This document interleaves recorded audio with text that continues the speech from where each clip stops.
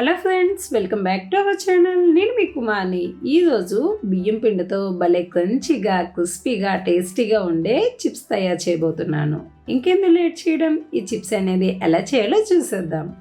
చూసే ముందు మీరు ఇంకా మన ఛానల్ని సబ్స్క్రైబ్ చేయకపోతే ప్లీజ్ సబ్స్క్రైబ్ చేసుకొని సపోర్ట్ చేయండి. ముందుగా స్టవ్ ఆన్ చేసుకొని ఒక ప్యాన్ పెట్టుకోవాలండి. ఇందులో 2 కప్పుల వరకు వాటర్ని వేసుకోవాలి.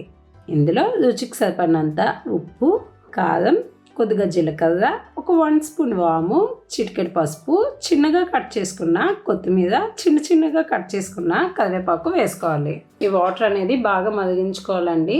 ఈ వాటర్ అనేది బాయిలింగ్ అయ్యే వరకు మరిగించుకోవాలి. ఇందులో 2 కప్పుల వాటర్కి 1 కప్పు బియ్యం పిండిని వేసుకొని ఇలా కొద్ది వేసుకొని ఇలా స్పూన్తో కలుపుతూ ఉండాలండి.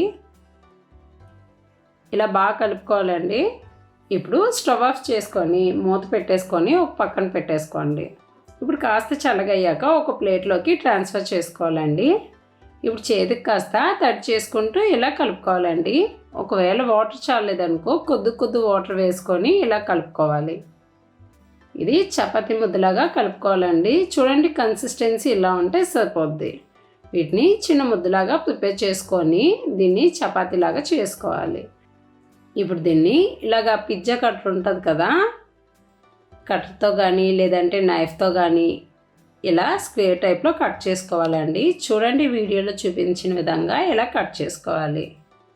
ఈ చుట్టుపక్కల ఉన్నాయి కదా, ఇదేమి వేస్ట్ అవ్వదండి. మళ్ళీ తిరిగి చపాతీ ముద్దలో కలిపేసుకోవచ్చు.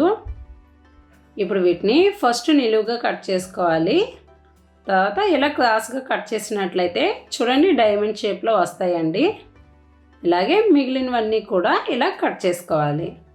ఇప్పుడు స్టవ్ ఆన్ చేసుకొని ఒక ప్యాన్ పెట్టేసుకోవాలండి. ఇందులో డీప్ ఫ్రైకి సరిపడినంత ఆయిల్ని వేసుకోవాలి. ఈ ఆయిల్ అనేది మరిపోయింది కదా, ఇప్పుడు ఇందులో మనం ప్రిపేర్ చేసుకున్న ఈ బియ్యం పిండి చిప్స్ని వేసుకొని 2 వైపులా కూడా మంచి కలర్ వచ్చే వరకు చక్కగా వేపుకోవాలి.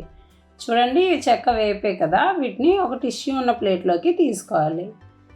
అలాగే మిగిలినవన్నీ కూడా ఇలా చిప్స్ లాగా వేపుకోవాలి. అంతేనండి, బియ్యం పిండితో చిప్స్ అనేది రెడీ అయిపోయి. మీకు ఈ వీడియో నచ్చినట్లయితే ప్లీజ్ సబ్స్క్రైబ్ చేసుకొని సపోర్ట్ చేయండి. ఒక లైక్ చేయండి. Thanks for watching.